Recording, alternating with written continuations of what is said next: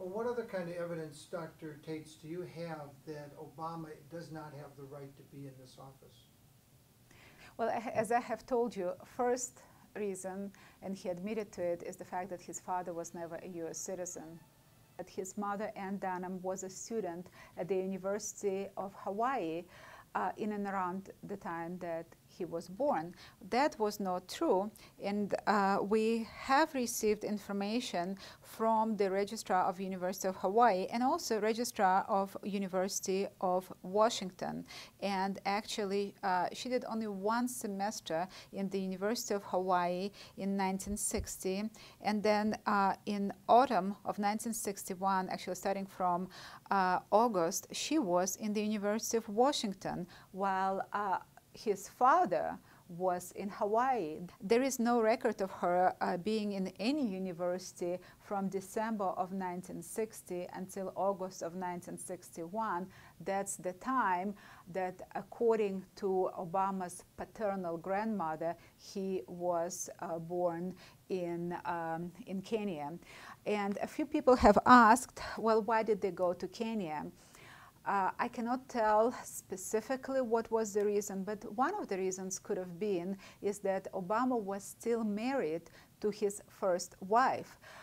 Now, him being a Muslim, it's not a problem in Kenya. Muslims are allowed to have several wives simultaneously. However, it is a problem in the United States of America. It's considered to be a bigamy, a crime, and that could have been the reason why they couldn't get married here in the United States, and that's why they had to go to Kenya. Do you have a copy of their Kenyan marriage certificate? No. You're welcome to go. Do you think one exists? The author Jerome Corsi has traveled to Kenya, and there is an interesting fact. I remember reading an article from a reporter in Kenya. I believe his last name was Ochieng, O-C-H-I-E-N-G. I think it was Tom Ochieng, if I'm not mistaken. What was interesting about this article is that he writes that Obama Sr. married a woman by name Anna Toot, T-O-O-T, in the state of Washington under the name of Shirley Ann Dunham. Now, keep in mind what's interesting, that her social security number was issued in the state of Washington, even though she was born in Kansas. And I saw her application for social security and then the actual signature on the social security card, and they look completely different. And again, what's interesting, one, the application looks like it was signed by a young person. The card looks like it was signed by an older person. You can see shaky handwriting. Now, she and her father both have the same name, Stanley A. Dunham. His middle name is Armour, her middle name is Ann, but the way they write it, it's exactly the same name, Stanley A. Dunham.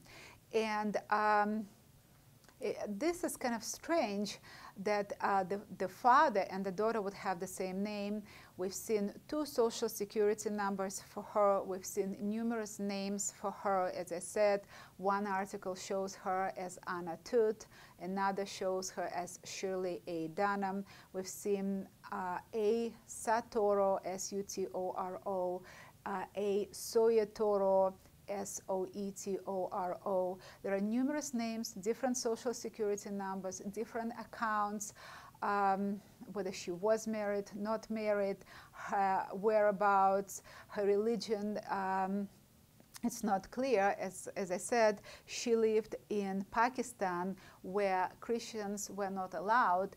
So it appears that the only way she could live and work there for Ford Foundation would be on her Indonesian passport as a citizen of Indonesia and a Muslim. So there are a lot of inconsistencies in this family in regards to the mother as well. Next is of course, this is the statute from Hawaii 338. 338 specifically states certificates for children born out of state.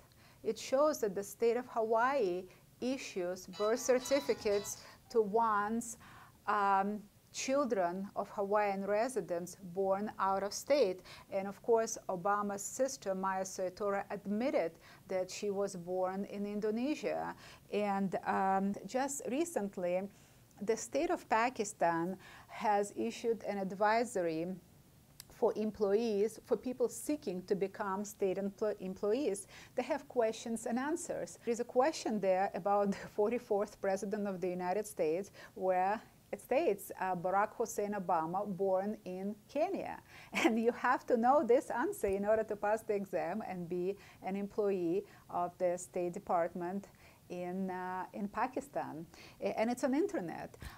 Similarly, the Congress of Kenya Assembly has announced him to be the son of the earth of Kenya. Where can they find that on the internet, Dr. Taitz? I have it on my site. They can go on my blog, defendourfreedoms.us, and it's there. We have all this information. Next, this is an affidavit of a licensed private investigator by name Jorge L. Barro, and this comes from the legal action that was filed in Mississippi. And as I said, there are probably 100 legal actions. We're here by phone interview with General Jones, who's in Nevada. General Jones, as an officer, retired, but you do support her. Can you tell us why you support her?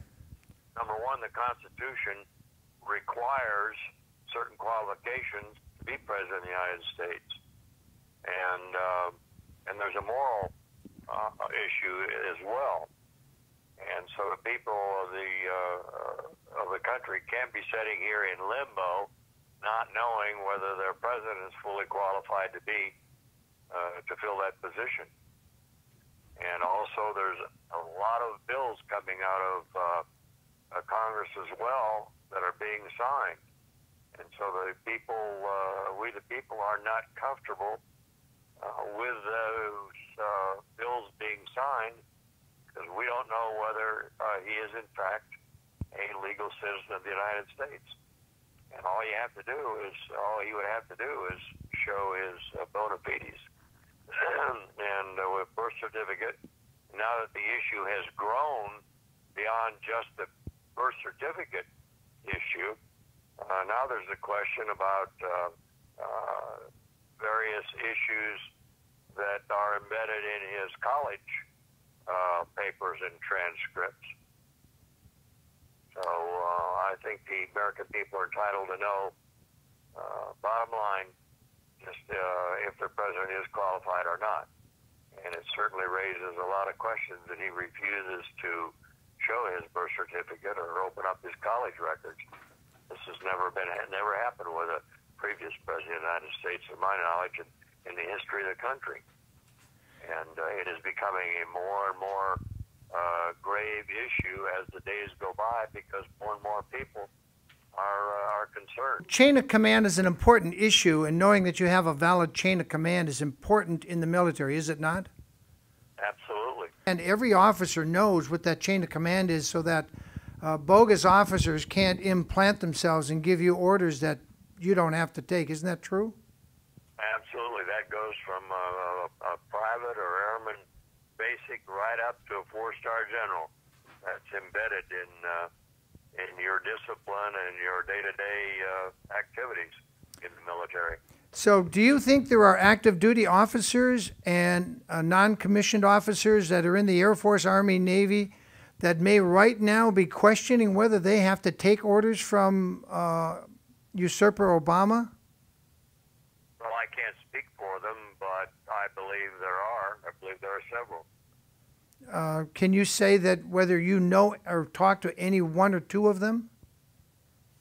Yes, I've talked to some on that very issue, and So I can't speak for them. So is this a dangerous situation to have active duty military people that are questioning whether their orders are even legal because the president doesn't have legal standing?